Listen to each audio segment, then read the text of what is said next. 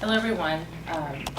Did you know that if Proposition 67 passes this year in the election, that the state of California um, will be taking in about tens of millions of dollars in profit of the 10 cents a bag that they will be charging the consumers at the markets and things like that.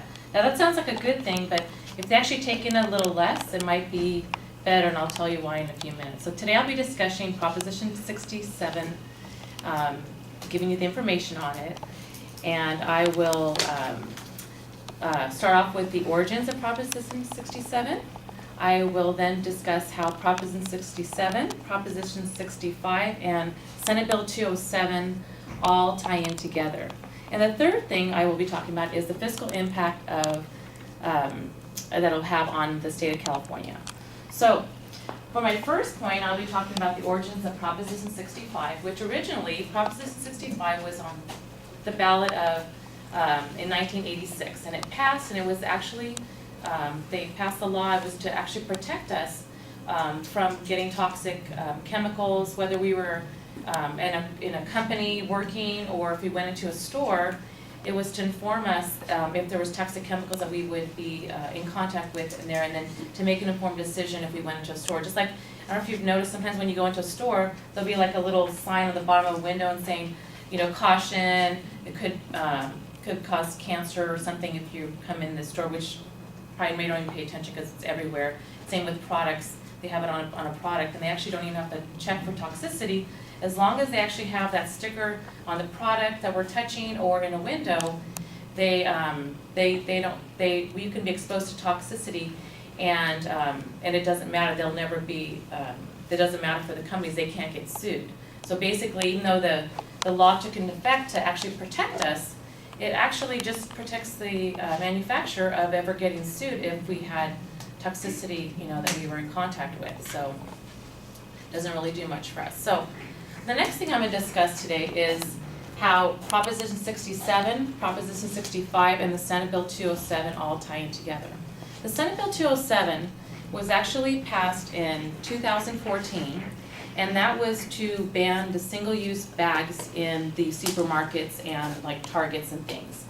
But right now, they haven't been able to implement the law because people are fighting in the courts. But right now it's nice. Some of the cities already have taken the initiative, like San Francisco and Los Angeles and San Diego have already banned single-use bags.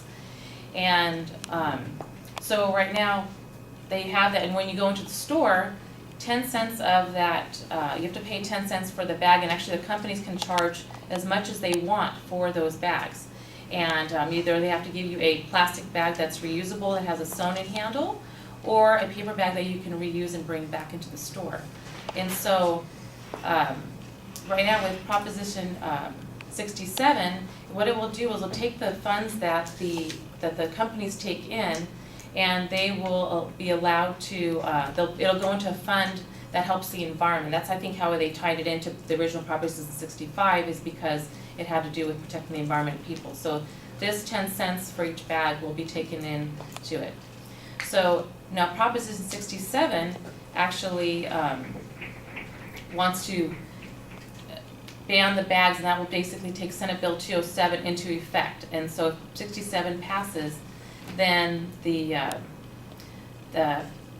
bags will be banned, and then you have to either bring your own bags, which hopefully will encourage people to bring their own bags so we won't have as many bags flying around everywhere and filling up the landfills.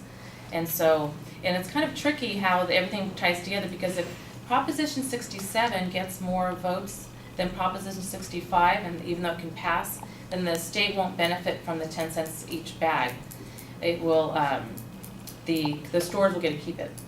If Proposition 67 doesn't pass, then the ban won't take in effect. The stores will get to still charge for bags, whoever is doing it, and that's it.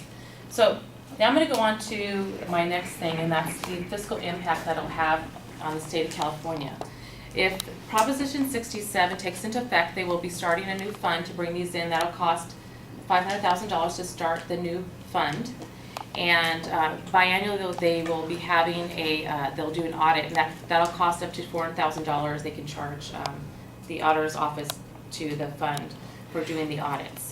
And so basically, that's all, but they stand a chance of, you know, taking in lots of money from these bags if 67 does pass, and more money is good, and that basically they can take the money that will, and they'll help clean up the beaches, clean up litter. It'll be a good thing, but really in the end, if they take in less money, it means people are reusing their bags and not purchasing as many bags, which actually will be the best thing for the environment. So in conclusion today, I discussed to you the origins of Proposition 67, how Proposition 67, Proposition 65, and Senate Bill 207 all tying together, and the fiscal impacts it will have in today's fiscal impact will have on California. And hopefully, as you see, it's state of California stands a chance of taking in lots of money from this proposition. But if they don't take in as much, it'll be nice for them to. If they don't take in as much, it'll be good because then there'll be less bags in the environment. So thank you very much.